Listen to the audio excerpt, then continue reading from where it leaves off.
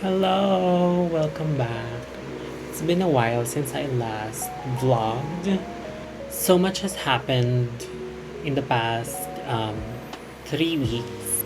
I haven't gotten the time to, stop, pause, and remember my roots, which is being a vlogger. Char.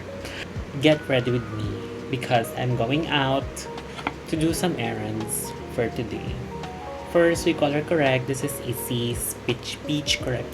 Peach! Last vlog ko is yung um, unboxing ko ng Hirono na Mist Walker series.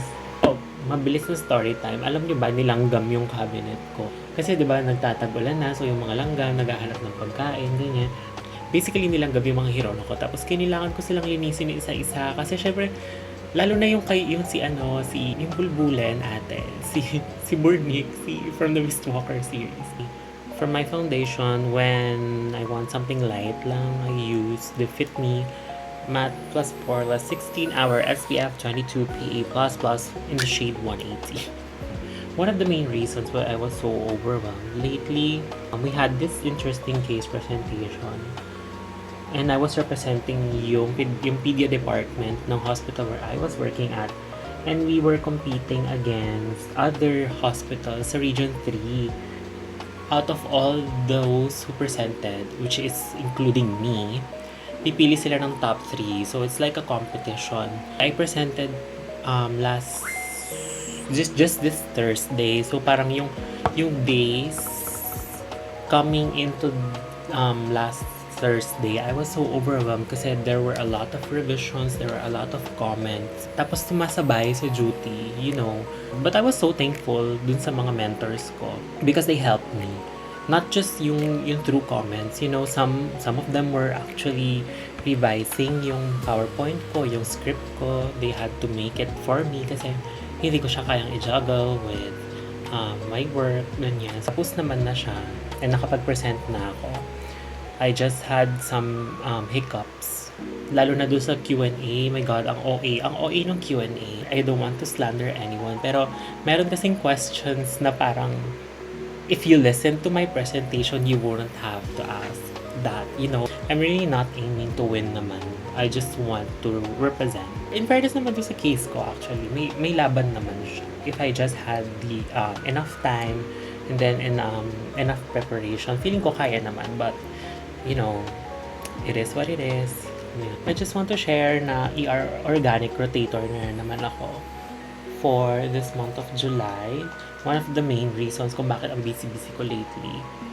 This time around, kasi nabawasan pa kami.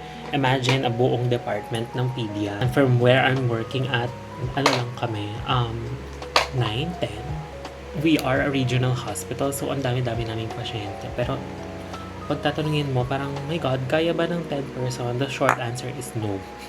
On a serious note, ang hirap na mag-isa ka sa ER, which is a special area, and dun yung dagsa ng mga pasyente. So, you easily get overwhelmed, naiipon yung trabaho kapag mag-isa ka kasi, syempre, wala kang kasamang nag-work, kumbaga.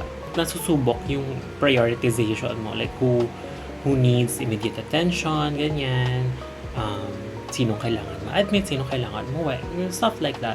Pero it's the situation we're in, sadly. Kasi konti kami sa department and we have no choice but to adjust. Hopefully, by around November, December, magkaroon na kami ng applicants kasi hello guys, ako na to. Pag nag-apply kayo sa department namin, ako yung senior nyo. Anyway, this is my favorite blush. Get ready with me in the shade Soufflé.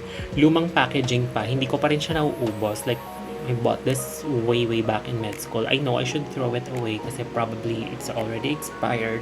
But, it still works. So, another life update. I'm officially a second year pedia resident na. I don't know if that's a good thing or I should quit already. I can't believe it's been 1 year since I started.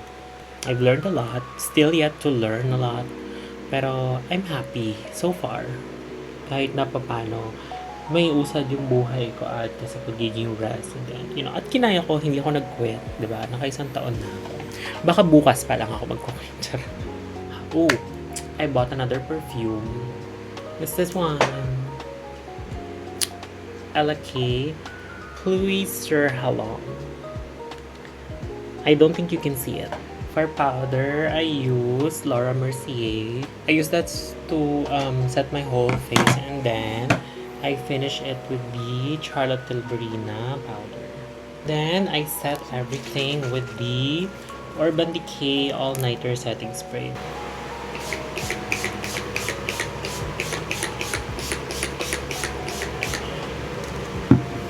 Ganon, sister. Huwag tayong tipid sa setting spray kung gusto nyong kapit na kapit yung face nyo. Oh, while I'm letting my setting spray to dry, kinuha ko na yung Hirono Kodak ko. It's this one.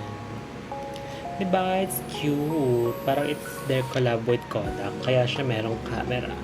Hindi tayo naubusan ng impulse purchase. Bakla pagod na yung mga bangko ko sa brows. I don't usually do much naman. I just set them with a clear brow gel. Anyway, last step is lip.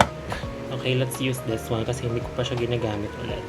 It's from Dinto, the Korean brand. It's Pumping Lip Tint in the shade 23 Dawn Rose. Arte.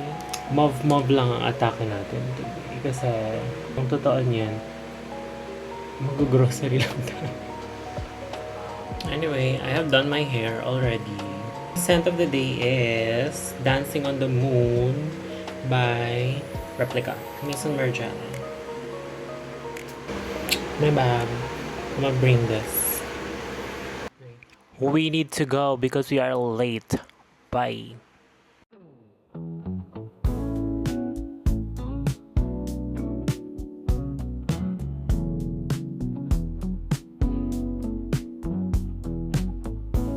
Oh, look at this one. Louder. Louder, bitch. Oh. Ganon.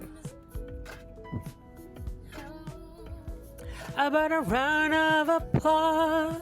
Ay, nginig. Not me making you sing. Please. We need to get our coffee fix for the day. Why is it so dark, mama? Hello po. Isang grande na caramel macchiato na hot. At grande caramel. Yes, pwedeng non-fat milk yung... Non-fat milk. Yes, tapos less sweet po. Non-fat milk and then less sweet. Yes. Ano po? Yun lang po. Okay na. Sikipan kasi tayo dun. Kaya namamam tayo ate. Thank you.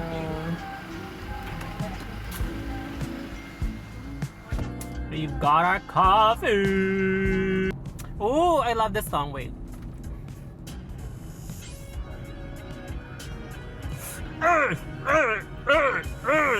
Ganon.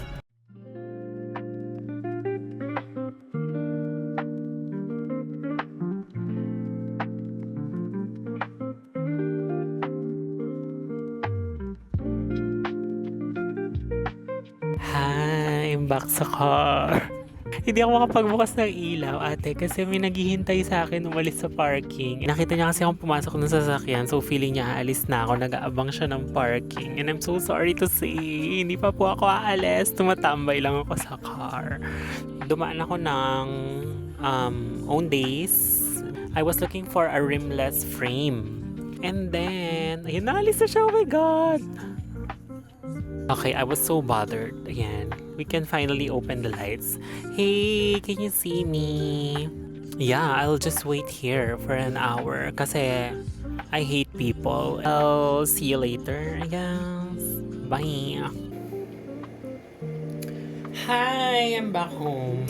Let me just do a quick haul. By haul, meaning yung aking bagong specs from Owndays. Let's see.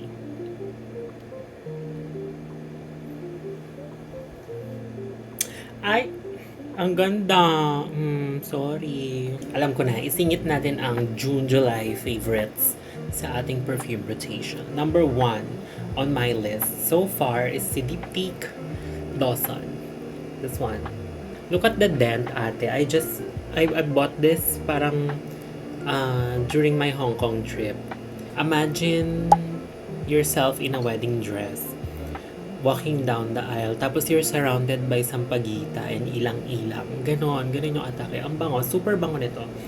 I have gotten compliments from this one. Tapos kahit for an EDT, surprisingly, this lasts for about, I don't know, 24 hours. Last duty ko, ito yung sinuot ko ate. And even kinabukasan, naamoy ko siya sa damit ko. Next one is from Two Summers, si Pomelo. So I have this. I have Osmanthus, I have Triple T, and I also have Nude.